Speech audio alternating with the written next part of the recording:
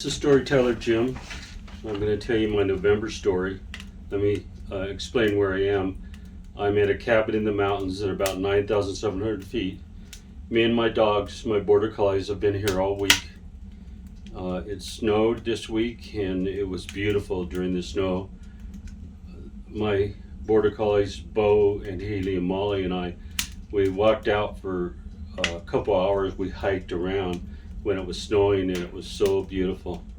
I'll give your teacher a link to some of my photos during the snowstorm and of the cabin, and you can look at them if you want. But I've got a short story that is one of my favorites. It's about the canyon country down in the southwestern part of the U.S. It's about a young boy named Antonio who was in elementary school like you, and he looked forward to summertime.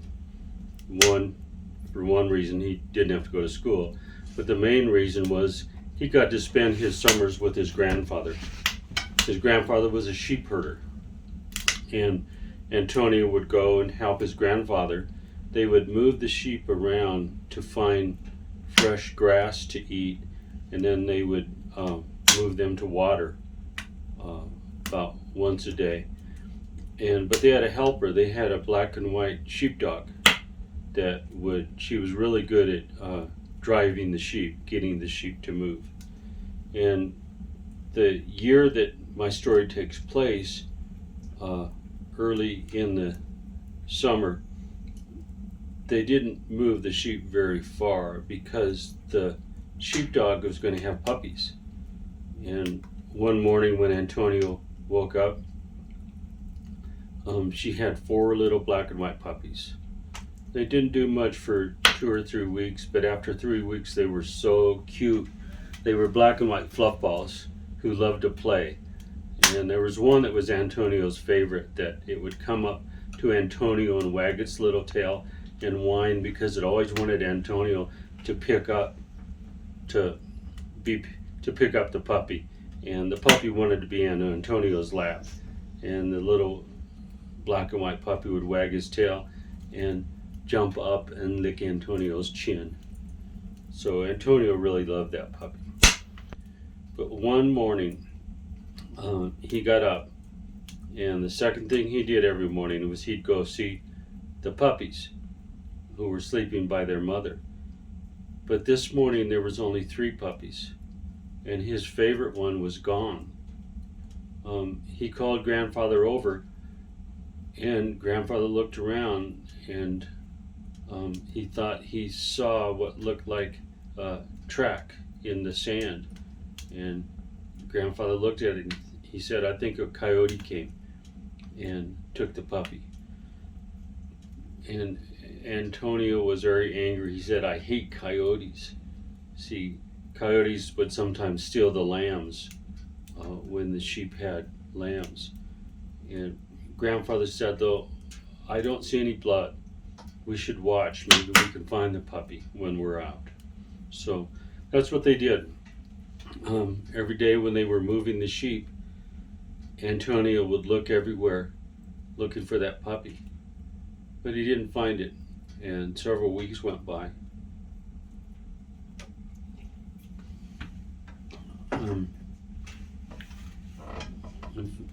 In fact, 5 weeks went by, and he still hadn't found the pup. And he was beginning to think that he would never see his favorite puppy again. But then one day in the morning, they moved the sheep up near the top of a ridge, and down below the ridge you could see a lot of canyons. Some of them were red rock.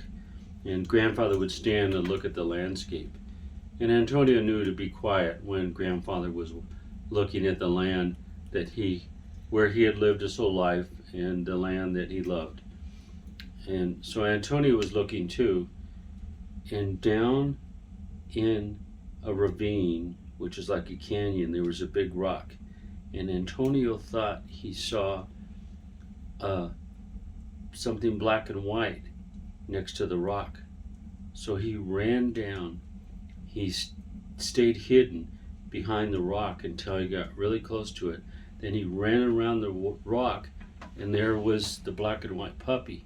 It was bigger now.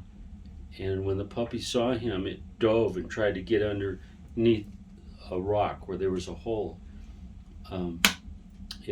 The puppy hadn't seen any people for 5 weeks. Antonio grabbed it though and held it close, and it squirmed, tried to get away. Grandfather had come down, and Grandfather looked at the pup. Grandfather said, "You found it, Antonio." The puppy still tried to get away. It wanted to be put down. And then a coyote came right up to them and looked at the puppy. And then it ran away, and it ran up to the top of a ridge. And when the coyote got to the top of the ridge, it howled.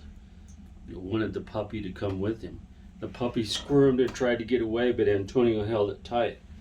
And the coyote howled again, and it obviously was calling for the puppy, but there seemed to be a sadness in the howl that Antonio felt when he heard the coyote howl.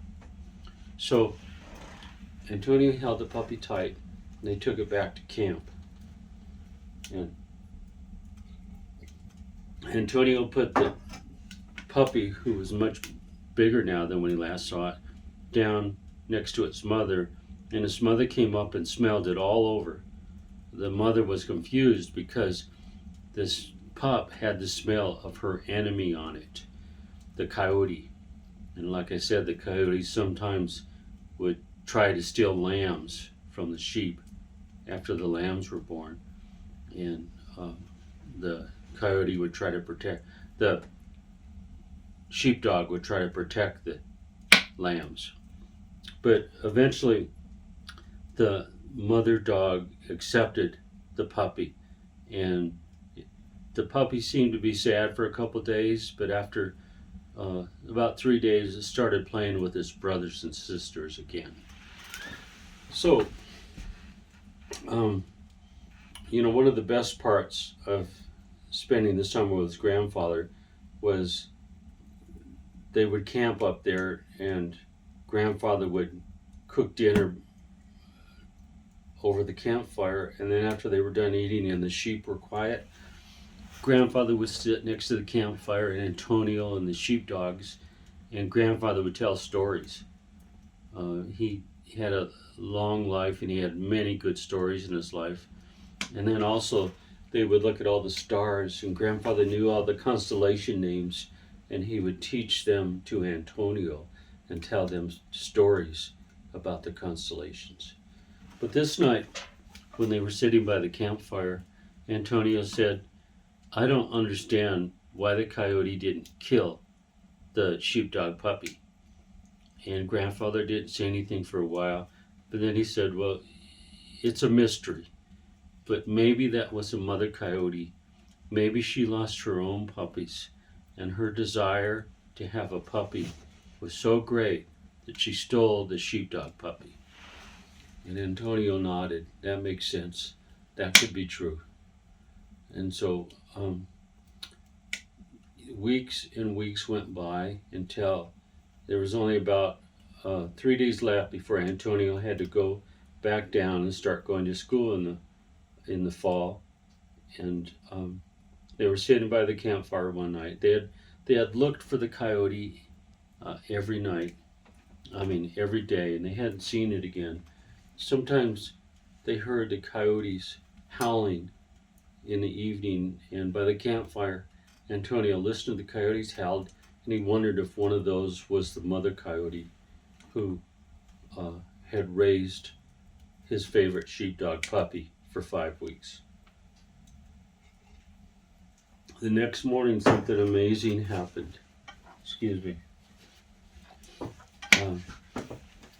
Just as it was getting light, you could barely see the outlines of the desert pinyon and juniper and the bushes.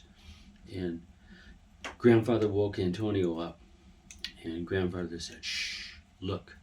And so they looked, and in an area near camp, there was a coyote standing. You could just make out the shape of the coyote. And as they watched, they saw Antonio's favorite sheepdog, Pup, who was a grown dog now, come out and walk right up to the coyote. And it walked up to the coyote, and they touched noses. That's all. They touched noses. And the coyote turned and disappeared into the shadows. And the sheepdog, Pup, went back to his mother and brothers and sisters. And Antonio never ever said, "I hate coyotes," after that. He wanted to be the kind of person like grandfather who understood that this was the coyotes' home also,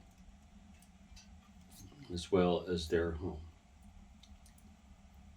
And so that's where the story ends. Story of Antonio and the coyote and the sheepdogs. That story I just told is from a young person's book written by Byrd Baylor. It's called Coyote Cry, and it's one of my favorites. Byrd Baylor, she spells her name B-Y-R-D, Baylor. She's written a number of young people's books, and most all of them are the setting is the southwestern U.S., the desert and the canyon country. And she's a really good author. So that's my story, but hang on, because I'm going to take my camera with me today as I go out and hike and explore with my border collies, and it'll be like a nature walk. I'm hoping to show you some things about the plants and the trees and the landscape. I've done nature walks for 25 years. Of course, I'm not doing any this year because of COVID, but it's something that I always enjoyed, taking classrooms out with their teachers and usually their parent helpers.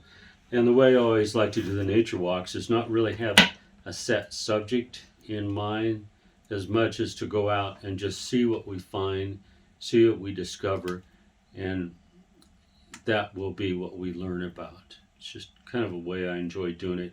It makes it more interesting for me. And sometimes we'd find tracks or interesting trees or bugs, butterflies, birds, fox, elk. You never know what you're going to see. That's the beauty of nature, is that every day is different and every day has its own beauty. And I think people that go out in nature are happier people. I know I'm always happier when I spend a lot of time in nature with my dogs, seeing the beauty in each day. And of course my dogs love going outside. The nature kind of inspires their ancient instincts, their wolf ancestors, and they love being out there. They love being out there with me. So hang on, come with me. And what I'm going to do today is climb up to some rock formations. And what's going to be really cool about today is that there's fresh snow, so maybe we'll find some interesting wildlife tracks in the snow. So again, thanks for listening, and hang on for the rest of the video.